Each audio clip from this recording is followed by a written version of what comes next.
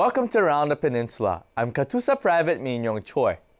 In a sport dominated by males, stands one female ready to challenge them all. Corporal Jae-won Hwang reports from Camp Hovey.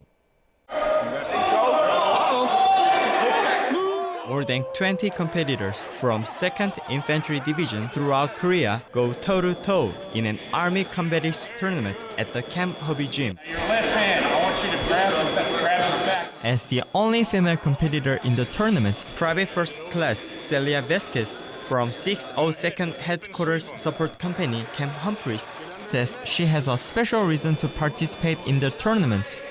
I know that not a lot of females like to do this because they're intimidated or anything, and I wanted to show everyone that just guys can do it. Females can also do it and be tough.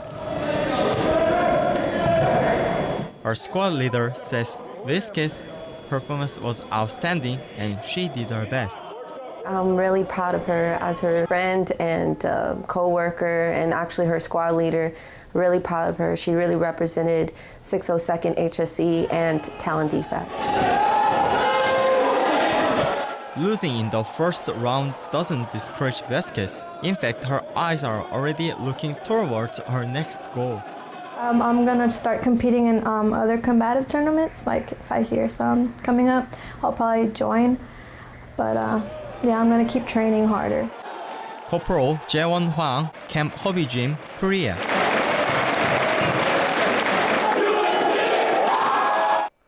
Winners of the 2nd Infantry Division Combatives Tournament will go on to compete in the 8th Army Combatives Tournament in Seoul.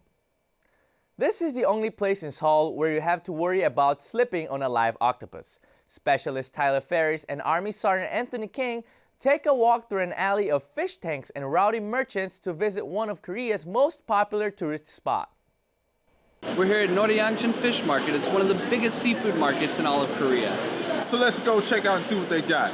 Noryangjin Fish Market is located near the 63 building just south of the Han River in Seoul, Korea. It covers over 1 million square feet and sells over 800 different seafood items ranging from blue crabs to octopus, snappers to sea cucumbers. That's crazy. Yeah, that's a big shrimp. Behind the fish tanks and the counters, there are rows of restaurants where they will cook everything that you buy for a small additional fee. We just bought a red snapper from this guy over here. He's back behind us chopping it up right now. So what we're gonna do is we're gonna take the food and go upstairs and see if they'll cook it up for us so that we can have a good meal. The chosen fish is quickly prepared and sliced into a plate of sashimi. All right, so now that we got our food, let's see how it tastes.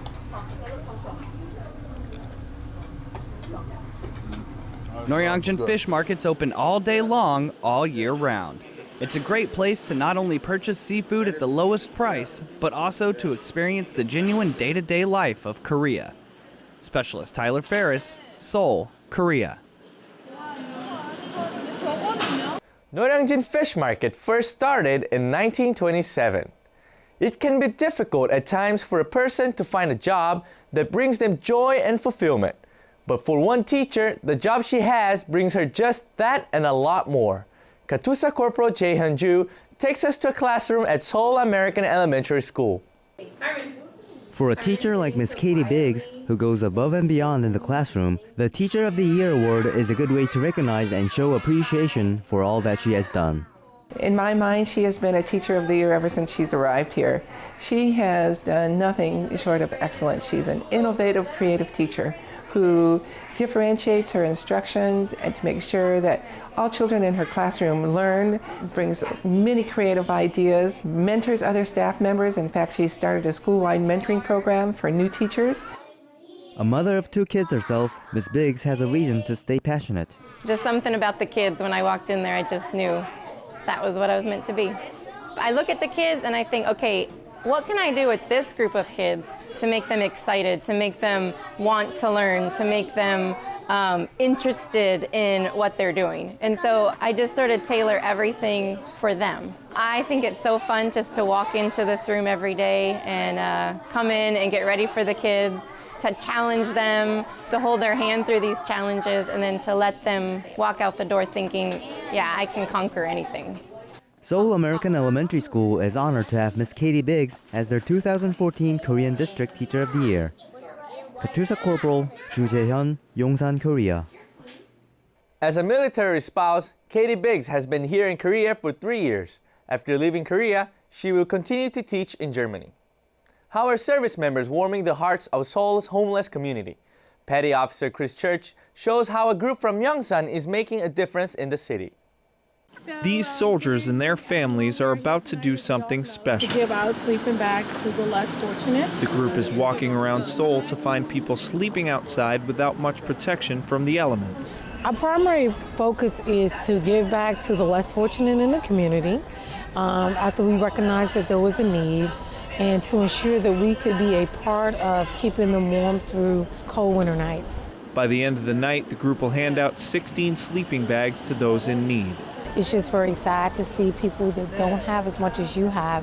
It definitely puts a new perspective on things that we take advantage of. I was happy at the same time as well to be able to give back to people, knowing that you've done something wonderful that improves their quality of life. The volunteers leave knowing they've made a difference and also with a warm feeling in their own hearts. Amazing, fantastic, self-gratifying. Wow, it was just a very phenomenal experience, and I'm glad that we all had the opportunity to be a part of it. Petty Officer Chris Church, 감사합니다. Seoul, Korea. Bye. The group plans on handing out care packages to another community next month. Imagine a group of students in a classroom where childhood toys are the topic of discussion. But what is being built is tomorrow's future. Army Sergeant Antonio Vincent visits Seoul American Middle School to tell us more.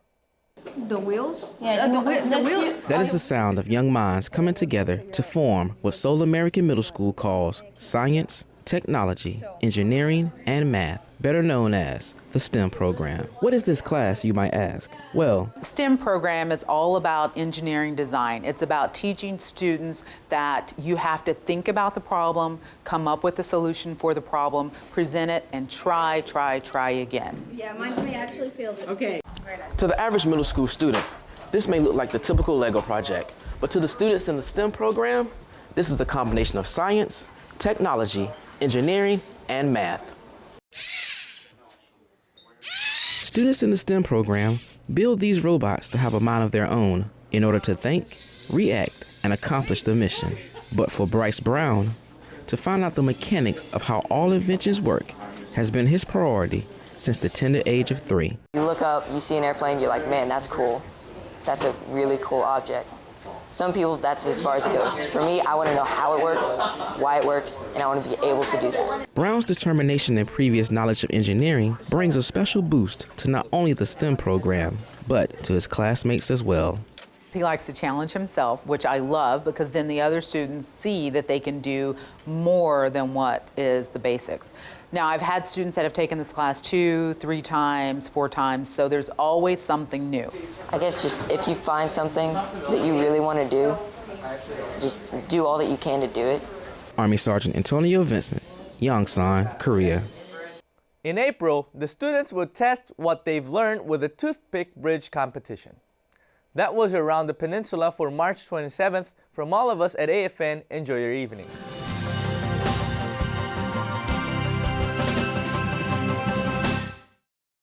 Sexual assault is sexual contact. It's pretty much any unwanted touching. It doesn't necessarily have to be the hot spots. It's pretty much a violation of another person. It has no face.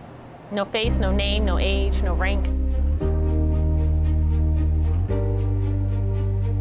It's very disheartening knowing that those of us in the same uniform are taking advantage of others. For somebody to think that they have that control over somebody else is really disheartening because it goes against the Army values whatsoever. I try to do everything within my power to kind of protect, my family. And when you're talking about, the military family, it's kind of disheartening when you see what goes on, because it doesn't have to, it's preventable. We've got a job to do, and one sexual assault could undo a whole unit. Know your surroundings. If it don't look right, it don't feel right, it's probably not right. If it's wrong, say something.